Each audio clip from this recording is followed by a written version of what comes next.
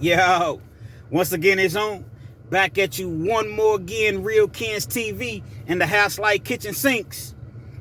You know, I had a viewer say to me, REALKENZ, you have some interesting stories, but I don't know if I necessarily believe you. I don't know if you've even been to prison. I'm not saying that you haven't, but I'm not convinced that you have been.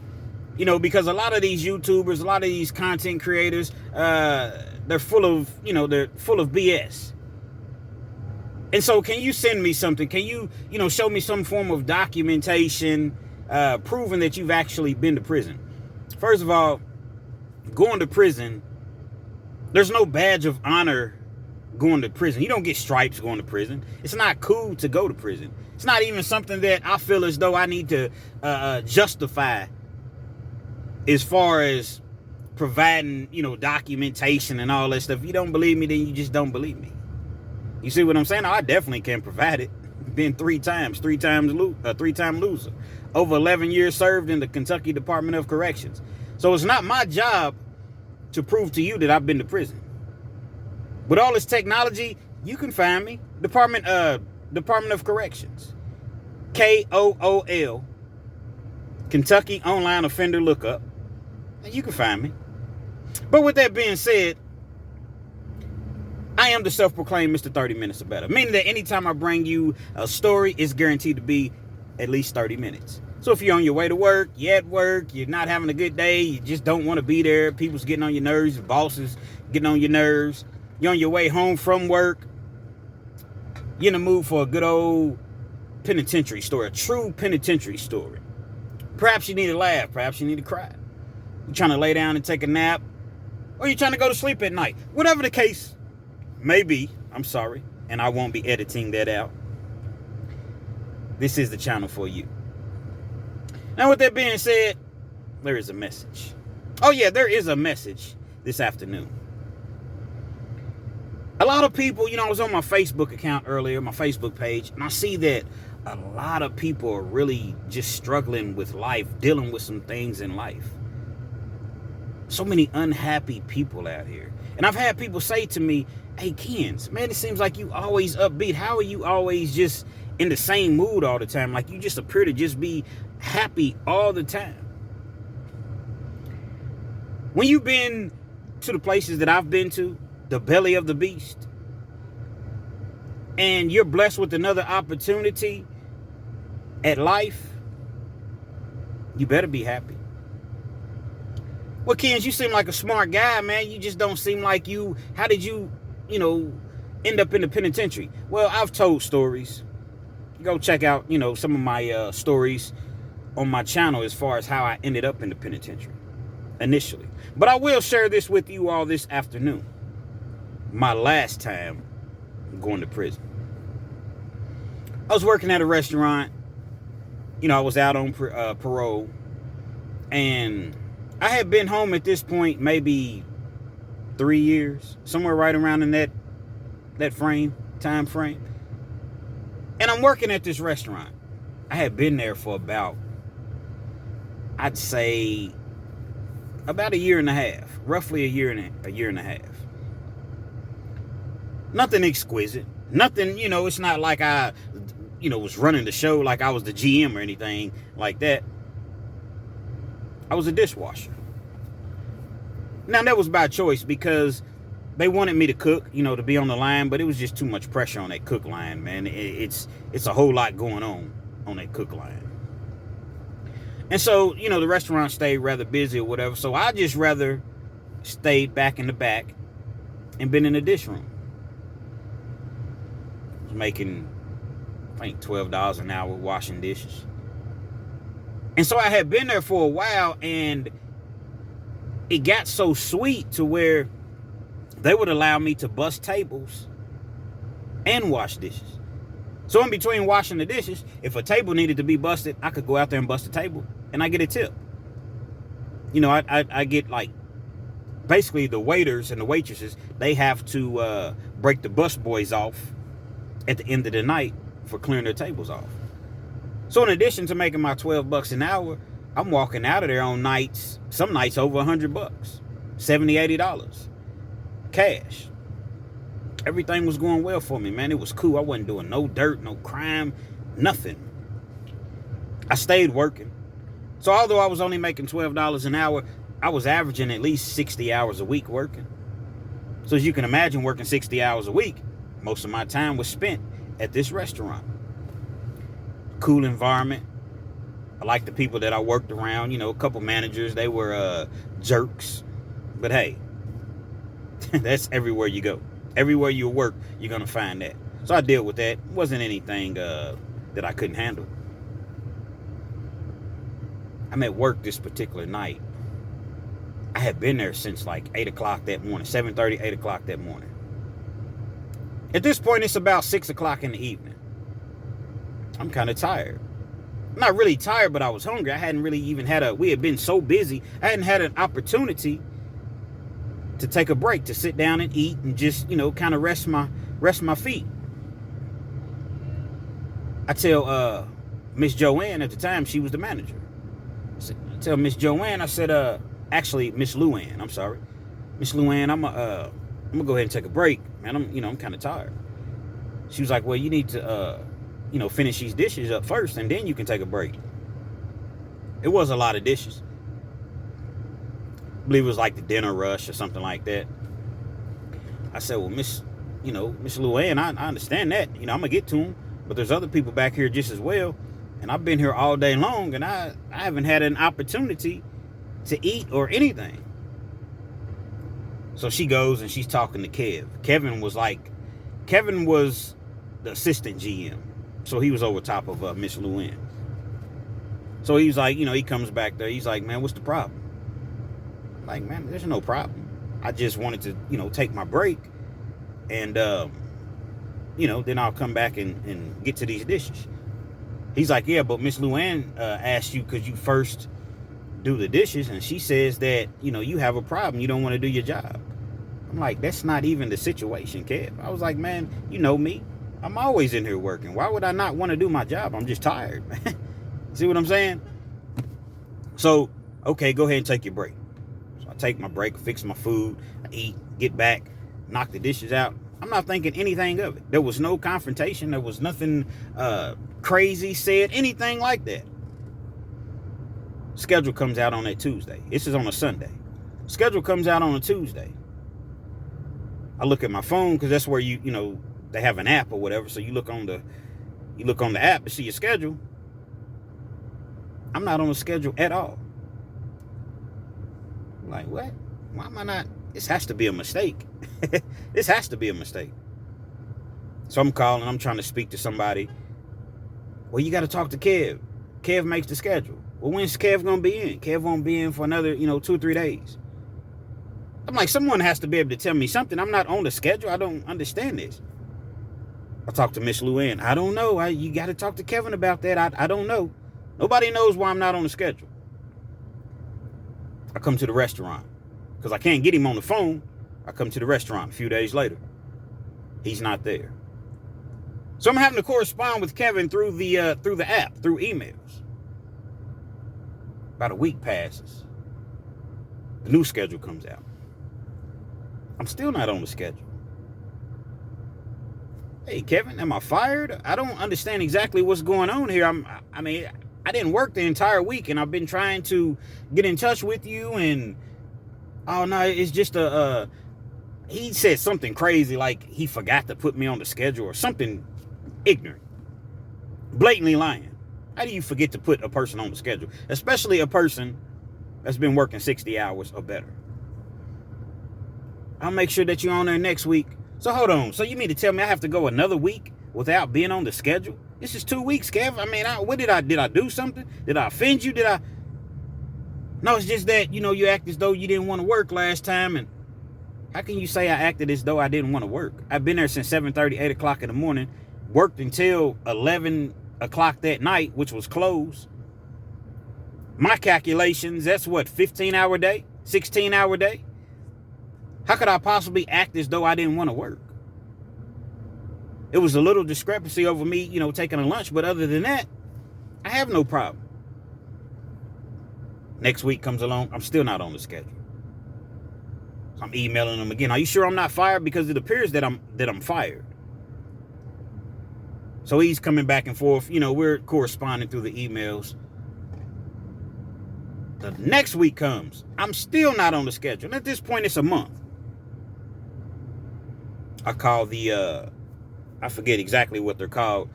Basically, what a job is, to file a complaint, on a job. They tell me to file for unemployment. I immediately file for unemployment.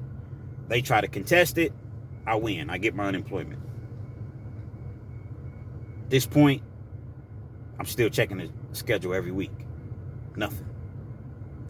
One day, Kev was like, do you want to come back and work? I was like, I never wanted to be off the schedule in the first place. It's all email correspondence. I never wanted to be off the schedule in the first place. I don't understand why you took me off the schedule. I was working 60 plus hours a week.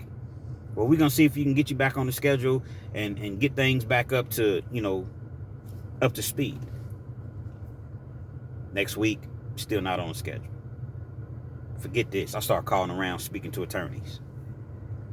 The larger attorneys, they didn't want to, it wasn't enough, money for them or whatever. Morgan and all those places. I care about, you care about people when you know that they can get a 6-figure settlement. But if it's something that's not large enough for you to tackle, you don't care. And I get it, it's business. I found an attorney to take my case, Matt Lockerbie. Actually, before taking the case, I came in, I talked to him, I explained everything to him. He said, give me a couple of days, I'm going to do some research, and I'm going to get back with you. I'm going to let you know one way or another if this is something that's, basically worth me taking. A few days passes, he calls me to the office, he tells me, I think that, we're going to take this case, but what we're going to do is, we're going to keep this case in state court, $50,000 or less. We're going to hit them for retaliation. We go to federal court, it's over $50,000 and it takes longer. Oftentimes, if it's in state court, it doesn't really take nearly as long, and it's essentially easier to get a judgment. They get word that I'm suing them. Now they're contacting me, trying to get me to come back to work. They're sending me all type of emails. They're denying everything, acting as though, they so innocent that they didn't play a part in this whatsoever. So my attorney's basically like, well, what was the reasoning for him being taken off the schedule? Now my attorney's corresponding with their attorneys. Their attorneys is charging them. My lawyer tells me that their attorney is charging them $300 to $500 an hour. And so, a few months goes past or what have you. And I started getting settlement offers. It was very, very small, $2,500, $3,500. Then it went to $5,000. Then they jumped to $10,000, $12,500. So, the amount was kept relatively low. Well, during this time while I'm waiting on a settlement, I'm getting unemployment, but it's not very much. My attorney's telling me if I don't get a job, because how are we going to fight for lost wages if I've, replaced those wages by going to get another job? During this time, idle time set in. I was just used to working so much. Now all of a sudden I'm not going to work every day. What do? I had some money saved up. Had a lot of material things that I had bought and had in the past. I started going to the casino. And I quickly seen my savings account was just dwindling and dwindling and dwindling. See, instead of me just keeping the money that I had, even though I did run out of money as far as my unemployment, I could have lived off of my savings. It wasn't as though I had, $50,000 saved up, but I had, probably $7,000, $8,000 that I had saved. I worked so much, that's all I did. I didn't really spend any money. That money starts to dwindle and dwindle and dwindle to where I may have $1,000 left. I'm going to the casino. Like, I go to the casino. If I lost $1,000, come back the next day, bring another $1,000. If I lost that, now I'm mad, bring $2,000. I figured as though the more that I took, the better opportunity that I had to win. Like I said, I had about $1,000 left. I go to the casino. I pretty much lose all of that. I may have kept, $100, something like that. But for the most part, I'm broke. I'm busted up. I got to do something. I got to figure something out. I start borrowing money. I have some family members that are You know, they're okay. They're okay. They're not rich by any stretch of the imagination, but they have faith in me, believed in me. So I started borrowing money. I lost that money. And I'm not talking about $200 or $300. I'm talking, you know, thousands, 2,000-3,000. Lost that. Went to my mom's. Lost that. So then you start to make up stories as though why you need this money. I'm keeping it all the way real with you all. You start to make up stories, this happened, that happened. Just miraculous stories I think we've all heard, to where a person is, you're looking at the person very, very, you know, kind of, you sure that happened? You sure you're not going to that casino? No, ma'am, it's nothing like that. Okay, I'm going to give, but I need my money back. Got the money, lost that. Got a good buddy named W3, man. Shout out to W3. I'm sure that you all will meet him at some point, as far as, you know, seen him on one of my stories. Him and I had exchanged thousands of dollars over the years, going to the casinos, just gambling. Hey, man, let me hold $1,500, man. Here, man, I need 1,000. You know, back and forth. I end up owing him a couple $1,000s, probably more than a couple thousand. I was seeing my whole world just as though it was just, you know, like I can't even describe exactly, I guess, crumbling. I see my whole world just crumbling right before my very eyes. Now, I knew that I had this settlement money coming, but I didn't know exactly how long that was going to take. And so people knew, so it was like, okay, when you get your money, you just pay me back. I started to pawn my material items. I started taking, you know, I had a lawn care business at one point, so I had like Cub Cadet riding mowers that were in very good shape. I had trailer. I had, you know, all type of lawn equipment, carpet cleaning equipment, this stuff like that, jewelry, cameras, things like that. I started pawning all these things. Now, when I started to pawn them, it was never to sell them. It was, okay, I want to be able to come back. I'll come back, get it, pay the interest, and get it back. Just never really worked out for me like that. Kept going to different pawn shops, pawning. Run to the casino, lose. I don't know if you all ever been to the casino, but for myself, casino's about an hour and 20 minutes away. They don't have a casino here. That's one of the most stressful, heartbreaking, loneliest, miserable rides home, when you riding home from that casino and you done just lost everything. You trying to figure out, what am I going to do?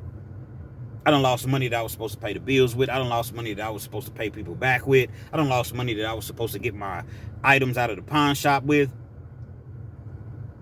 And so you're thinking about, how can I come up on some money? Because when I get some money, I'm going to go back.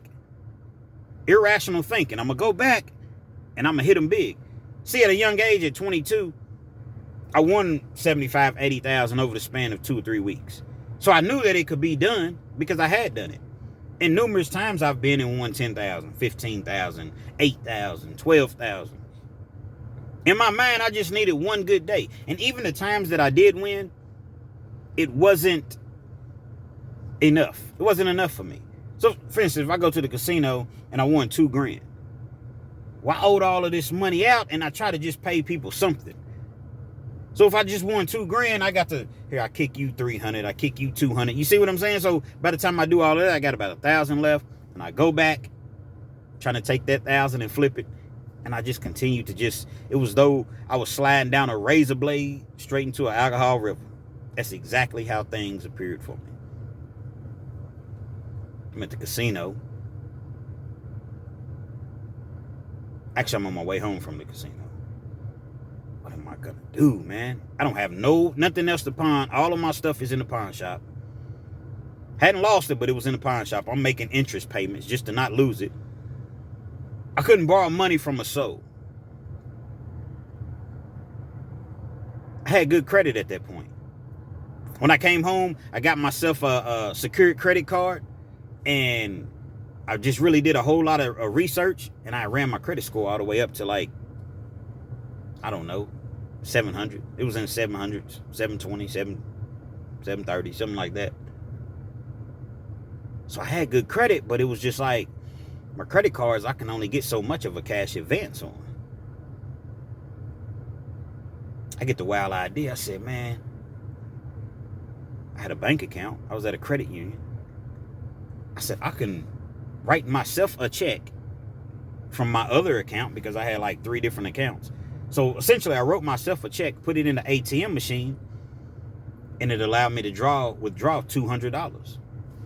Well, that ain't no money. I can't go up to the casino with $200. I at least got to have $800. So I said, let me do it again. I did it again.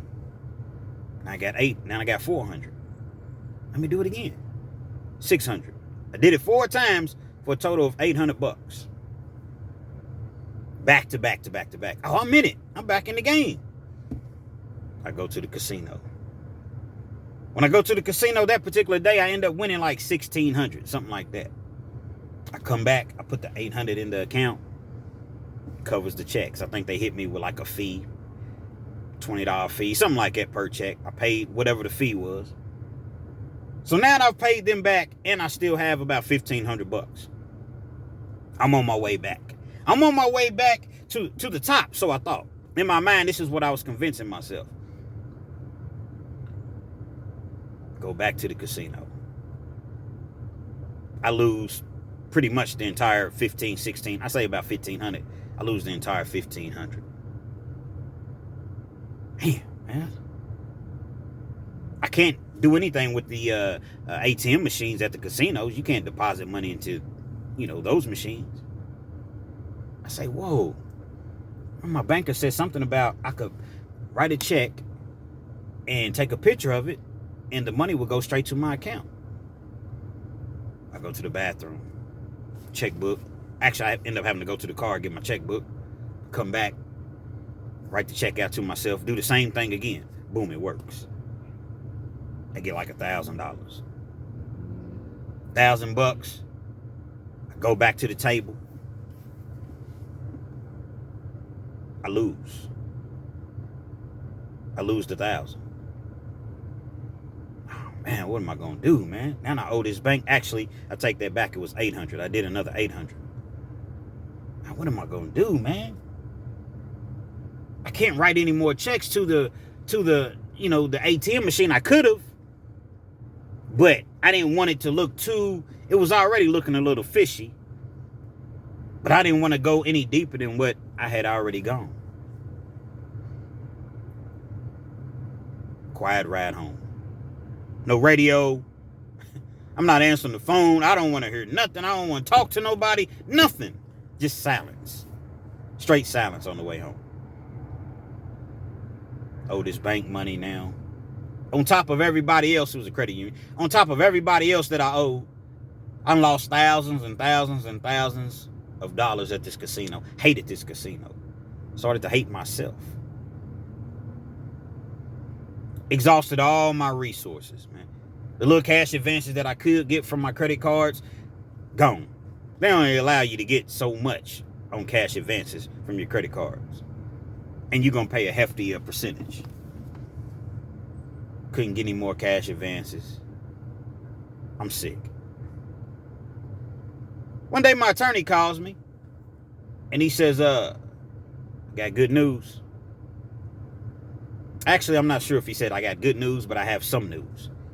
They want to settle for $18,000, $18,500. They said that that's their last offer. If I don't want to accept this $18,500, we're going to go to mediation, and that could take, an additional year as far as, the process or what have you. I said, Mark, initially we had talked about $25,000 being kind of the ground level as far as what we were trying to get. He said, yeah, I thought that we could get 25 out of this, but they're offering the 18.5. It's up to you what you want to do. I thought about it. I'll let you know tomorrow. Called him the next day. I'll take the 18.5. The most that I could have gotten was 50,000. It was in state court. So we were trying to get 25, ended up getting 18.5. I owed him it was more than a third. He ended up taking 36% of it. So when it was all said and done, I had 11,000 and some change. I went in, signed the paperwork, took about a week for the check to come. I get the check. I get the call. The check's there. Go pick the check up. Oh, man, I'm feeling beautiful. I'm back. I've been down in the dumps, drinking beer every day, just, playing lottery, $3, $4, $5 here, every day, just trying to win something. Not scratch offs, but pick threes, pick fours or whatever. I get the money. I give my girl some money. My daughter some money. I pay some of the people back, that I owed or whatever. But the problem is I owe so much out. By the time I paid everything, it was just like, whoa, I'm not going to have anything. So me being selfish, I thought about myself first. My buddy W3, I said I owed him probably at least $2,500, $3,000. I give him like $500, $600. I pay my mom some money. I pay my aunt some money. My daughter, she's in school, whatever. I make sure she's good. And, I did those things. But now I got to get to this casino. I got to get my money back. All the money, everything that I just told you all about, they had it. And I'm looking at them, and it became personal. It was personal. I had a personal vendetta. I had about 7,000. I go to the casino. I take about 2, lose that. Quiet ride home. Not quite as quiet because I knew that I still had more money. Next day, take another 2. Lose that. It got so bad, the casino's an hour and 25. I say about an hour. I drive slow. So, about an hour and 20 minutes away. I lose $2,000. I drive all the way back home, an hour and 20 minutes, hour and 30 minutes. Grab another $1,500, drive back up to the casino and lose that. And have to drive all the way back home again. Oh, now you can imagine that it's really, really quiet now at this point. I done lost the majority of his 7,000 that I had left. My last money, I said, you know what? I gotta make this count. I cannot lose this. I go back to the casino. I go to a different casino, as though that's gonna make a difference. I lose that money. I'm so disgusted. I am so disgusted at this point. Now, in the meanwhile, while all this is going on, the bank has shut my account down. They sent me letters, gave me opportunities to pay this $800 back. It was probably about $1,000 once they added their fees on. But in my mind, I was just like, man, I'll pay it later on, man. They ain't gonna do nothing but shut my account down, send me the check systems, where it's harder for me to open a bank account. I still have 2 other bank accounts. I pay them later. Several months had gone past. I'm ignoring their letters. They're not threatening me or anything with any criminal activity because it was my account. Now, the reason that I kept it at $200 is because anything over $500 will be considered a felony. But if I'm doing them in increments of 200s, worst case scenario, if anything ever came out of it, just a little misdemeanor. I go to see my PO one day. They switched me POs, parole officers. The dude I had, he was cool, man. I had him for maybe, I don't know, about the last 2 years, pause. So when I call, I call and they tell me who the officer is. I call her. I say, yeah, I'm supposed to be down there about like 11. Can I come in at 5 today? I think I was doing something. She was like, yeah, sure. Just come in, make sure you come down today or whatever. So I go in at 4:30, 5 o'clock, whatever time it was. She walks me to the back because they take a wand and pat you down, make sure you don't have any weapons, anything like that on you. Then they walk behind you and you walk on the right side of the hallway and they direct you. Okay, you walk down the hall, make a left, go right. I get to her office. Right when I walk into her office, first time I've ever met this woman. I walk into the office. There's another officer standing there like in the corner. He said, don't even worry about sitting down, Mr. Kenz. Turn around and put your hands behind your back. For what? Turn around and put your hands behind your back. Man, I ain't do nothing. You know how kids are. Every time you get on your teenager or your kid or whatever, I ain't do nothing. That's kind of how I was, but I said it in a little bit more aggressive. Man, I ain't do nothing. Put my hands behind my back. They take me, put me in the car or whatever. I'm going to jail. I'm asking the PO, like I said, it's the first time I met her. What's the deal? What's going on? I don't know. I haven't even gotten the paperwork yet. I don't know why you've been So I got these cuffs on me, but you don't have no clue why I'm going to jail. So we're in the cop car. I'm in the back. She rides down with us. You got the officer that arrested me. He's driving. She's in the passenger side. She finally tells me I'm going to jail for theft by deception. For those 4 checks that I wrote myself. And I never paid them back. She said, but it looks like they're misdemeanors. So as long as they're misdemeanors, I'm not going to worry about violating you. You know, you've been out for a while. You haven't had any trouble, any problems. That was a relief to me right there. Go to jail, my bond's like $1,000. I'm waiting to see the judge the next morning for arraignment. I'm on the phone with my girl. I'm telling her, she's crying, she's upset. I'm telling her, man, don't even worry about it. It's just a misdemeanor. Don't worry about anything. Now, I know his story's a little long. It's a little long-winded. And I know that the truck drivers, they love the longer stories. And other people do just as well. So y'all just going to have to rock with me. Respectfully. I'm on the phone with her. She's crying or whatever. I'm assuring her, listen, my PR already told me they're not going to send me back to prison. It's all good or whatever. I'm going to just pay this credit union back and everything's going to be smooth. She comes to get me the next day. I'm sitting there and I'm waiting. I should have been gone. I call her up on the phone. Yeah, I came down there to get you, but they're saying your bond is $5,000. $5,000? My bond is not $5,000. The judge, my bond is like $500. What are you talking about? My bond is $500. It has to be a mistake. Call back down there. She calls back or whatever. No, they're saying your bond is $5,000. I don't know what's going on. Why would my bond be $5,000 on some misdemeanors? Next day, they called me for court. So I end up spending another night in jail. They called me for court. Why are they calling me for court? I already been to court.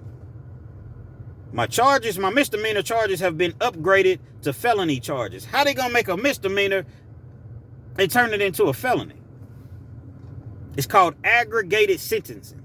So for instance, let's just say you're a thief. You go to you go to the grocery store and you're stealing $100 worth of meat or whatever that you're taking out of a grocery store. If it goes over that threshold, the total amount goes over that threshold and they can prove it. Now, when I say that threshold, like in the state of Kentucky, anything over $500 will be considered a felony. It used to be $300, now it's $500. So if I go to the grocery store 5 different times and I take $100 each time, they can come back and aggregate those charges, which means combine them. This is a Commonwealth state. Combine those charges and make it one charge, one count. And that's what they did to me. I'm in jail. I'm sick. I am absolutely sick because I understand now, if a felony, I'm definitely going back to prison. I end up getting out on bond. I think my bond ended up being like $1,000. The judge reduced it or whatever. The judge was actually quite nice to me. Prosecution was too. They reduced my bond or whatever. I get out, come home. My mom's disgusted. My daughter's disgusted with me. My girl's disgusted. Everybody's disgusted with me, rightfully so. After all the time I did, everything that I put them through, everything that, I said I wasn't going to do, I turned around and done again. Money's gone. Items still in the pawn shop. We're having to move. Actually, the move comes a little bit later down the line. Don't want to get too far ahead of myself. I'm immediately trying to figure out how I can get some money now. It's grinding time, and I really gotta get back. Go get me a job. The job's just I'm not bringing in enough money. I owe thousands out. This little $450, $500 a week that I'm bringing in, this is not cutting it. This is not getting it. Really not messing with the casino as much because I'm working a lot and then I don't really have the money to go to the casino like that. I get a wild idea. You ever heard of those car title places to where you go and you sign your title over and you keep the car, they give you a loan. But if you don't pay the loan back, they're going to come and take your car. I do that. My girl's basically begging, please don't do that. Don't do that. These companies, they crooks. We're going to figure it out. We're going to, don't do that. I'm begging you, please don't. Baby, don't worry about it, man. I got this. I'm not going to get that much. Had a Nissan Xterra, nice truck, man. Low mileage, nice truck. I go and get $1,000. Straight to the casino. Lost. I ain't even have to say that. I'm quite sure that you all could figure that out. Time goes past. They charge a crazy amount. That's basically like loan sharking, to be honest. But hey, nobody made me go in there. I go in there. I lose that money. Can't make the payments. So now they're looking for my truck. I'm having to hide my truck. I can't even park it in the parking lot. I'm having to park it way down the street. A totally different street. Months they're looking for my truck. Come in one night. It's wintertime. It's snowing. It's raining. It's crazy. I don't want to park as far, so I park it a little bit closer. I still don't park it in the parking lot, but I'm like, I'm going to get up in the morning and, go do what I do or whatever, so it'll be okay. During the course of that evening, that night, I got sick. Next day I woke up. I was full of cold, man. I couldn't do anything. My body was weak. It felt as though I had the flu, but I just, I had a cold. My truck remained in that spot. The next day, I was still feeling bad. I could have easily just told my girl to go move the truck, but I didn't. I guess I thought shit didn't stink. The third day, I said, you know what? I'm feeling a little better today. The weather, it kind of, it didn't clear up, but it wasn't as cold. I go outside to move the truck, turn that corner, no truck. I acted as though I was in amazement that the truck was gone, as though they hadn't been looking for the truck for the last several months, 3 months. Wow. I call the company.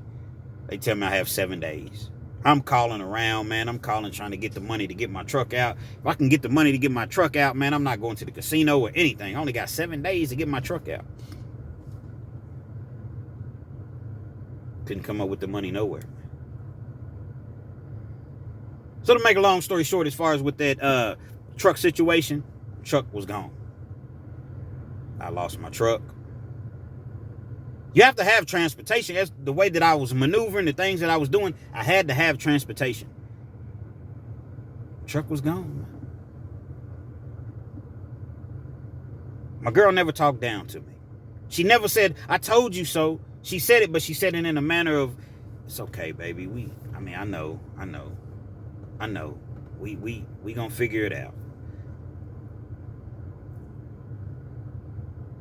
We was driving one night. And oftentimes I would go, she was not DoorDashing, but she was Ubering. And I would ride with her. Wasn't supposed to be in the car with her, but I didn't want her driving alone while she was out late at night doing Uber.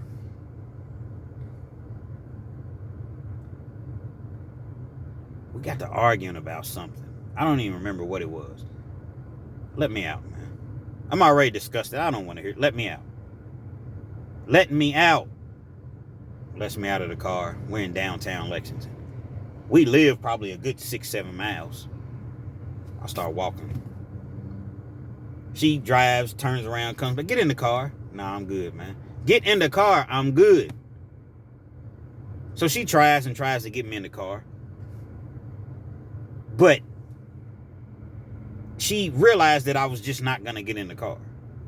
So eventually she ends up driving off. But she tried her best to get me in the car. I'm just walking. I used to have a habit of, when I was younger, I get mad, let me out, man. I'll walk. And I did that quite often. Not really with her, but I had done it several times in the past.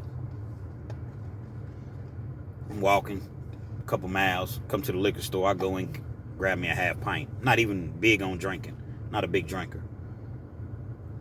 I'm walking down the road. It's dark. Drinking my half pint. Tears just started to stream down my eyes. The realization of me going back to prison was very, very, very realistic. My attorney, he's trying to get the prosecution to drop it back down to a misdemeanor. We even offered to do 12 months in the county jail. because I wouldn't be violated. I have to go do 12 months in the county jail, but it's better than going to prison not knowing when I'd get out. Prosecution is like, it's up to the detective. Well, the detective hated my guts, and she knew that. I had a couple choice words for him in prior cases, and you know, he didn't like the words that I expressed to him. He was a little zesty, which is cool. You know, if you zesty, ain't nothing wrong with that. But I was just, just young, and I wasn't really young, but I was just obnoxious, and I said some things to him that perhaps I shouldn't have said, and I'll just leave it at that. He wasn't trying to hear knocking him back down to a misdemeanor. They're offering me 2 years. The entire time the offer is 2 years. Automatically, it's going to violate my parole. It's getting closer and closer to where I got to make a decision. I'm acting as though I'm going to trial. Really, I wanted to go to trial and explain my side. All the while, the money's totally paid back. What jury would convict me if I've paid the money back? That's what I'm thinking. My lawyer had ended up telling me that they were going to file what's called a 404B, prior bad acts, which means it's absent of mistake. Meaning that I couldn't have got on the stands and said, hey, I did this, but I didn't mean to do it this way. I knew I intentionally defrauded the bank. Based on his past, even the charges that were dismissed, my entire jacket was going to be presented to the jury. Tainted. How am I going to win a trial? It was going to knock my head off. Not to mention, I was a persistent felony offender. They was going to indict me on that. And I was facing an additional 10 years for being a persistent felony offender / habitual offender. It's the same thing. There was no way I could possibly win. So these are all the things that's going through my head as I'm walking down that road. At about 2 o'clock in the morning at this point, I walk for hours. I got to like a highway part. It's a main road, and then you get to like a part that it has more lanes, so it's kind of like a highway, and I'm walking, man. Tears just streaming down my eyes, man. Obviously, I didn't want to go back to prison, but it's not like I was afraid to go back to prison. It was the disappointment that I was going to, my mother and my daughter and just my girl, and she wasn't in the best of health at that time. She was having really bad migraines, and then we got to the point where we had to move, and it was getting closer and closer and closer to court date, and I wasn't going to be out there to be her support, to be, her protection, her provider, and it just, the weight of the world just was on my shoulders. But it was self-inflicted. I had no one else to blame. No one made me do any of these things. It was a bridge.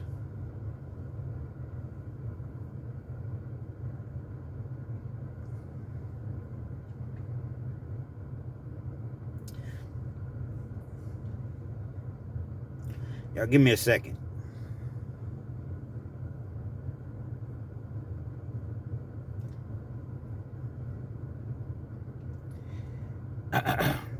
There was a bridge. And I looked over the bridge. And I said, all this can go away right now. All the pain, all the hurt, it could end right now.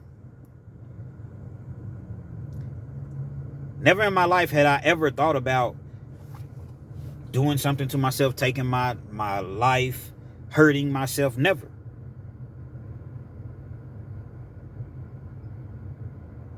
But the pain that I had inflicted upon myself, mainly on others, forget me, on the pain that I caused others, it just was, at that moment, it felt as though it was too much to bear. So I'm looking over this bridge and I'm thinking to myself, man, I hate to jump and I'm still alive. And I'm gonna really be walking around messed up. Is this high enough?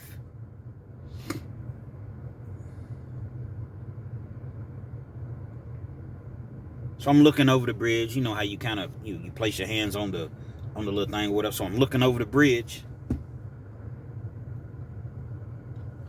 And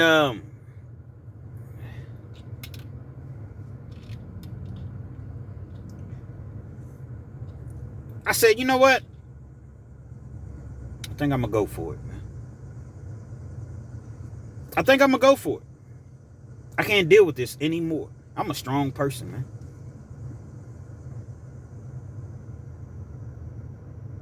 So I continue to drink. I'm drinking my vodka straight. It was only a half pint, but I'm not a drinker, so it's going to take me 3 hours to drink a half pint. I said, let me go on this other end. So I started walking towards the other end of the bridge. And as I'm walking, I see a car. I see many cars, but I see a car and he pulls over. I don't know who it is. The car pulls over. It's a convertible, but it was cold, so the top was up. Starts backing up. I see the lights. It's backing up towards me. I didn't care who it was. Didn't make me no difference. Heard somebody say, "Kenz. Kenz, is that you?" I look and see who it is. It's my good buddy W3. Man, what you doing out here, man? Get in the car, man. Nah, bro, I'm good, man. I owe you money. I owe everybody money, man. I just can't. This is just too much, man. Man, get in the car, bro. I end up getting in the car. I just break down. Shame and guilt. And I mean, it was just too overwhelming for me. I'm sorry, dog. I know I owe you this money. I know you've been calling me. I had been avoiding him. He wasn't blowing my phone up or anything, but he had been calling me. Like I said, I probably gave him $500 or $600, but I was supposed to give him way more than that. See, at that time, W3 wasn't worried about the money. Yeah, he wanted his money back, but as I mentioned, we'd exchanged money over the years plenty of times. He was in friend mode. Literally trying to talk me down off the bridge. I guess figuratively, because I guess technically I was on the bridge, but at this point, I was in the car with him. Look, dog, it's going to be all right, man. We're going to work it out. I get it. I understand. We're going to work it out. And he ends up taking me home. Takes me home. I get in the house. My girl's worried. She's just glad that I'm home. And I end up going into the house, man. Now, I'm going to leave you all with a cliffhanger. I typically don't do this, but this video is going a little bit longer than I thought that it would go. So I'm going to leave you all with a cliffhanger. I'll make this part 1. I'm going to make this part 1. And I'm going to come back. My next video, I'm going to come back and finish the story out. Part 2. What happened when I got into the house. All the way up until the point of me going to prison. I will leave you with this. If you're going through something in life, you're dealing with something in life, no matter how bad things seem, things can turn around in your life. You just have to you have to look yourself in the mirror, because it all starts with looking at yourself, taking accountability, responsibility. Looking at yourself in the mirror and saying, I'm going to do better. Acknowledging these are the things that I need to get better at. And oftentimes we can't change ourselves. I don't know who your higher power is. I have a higher power.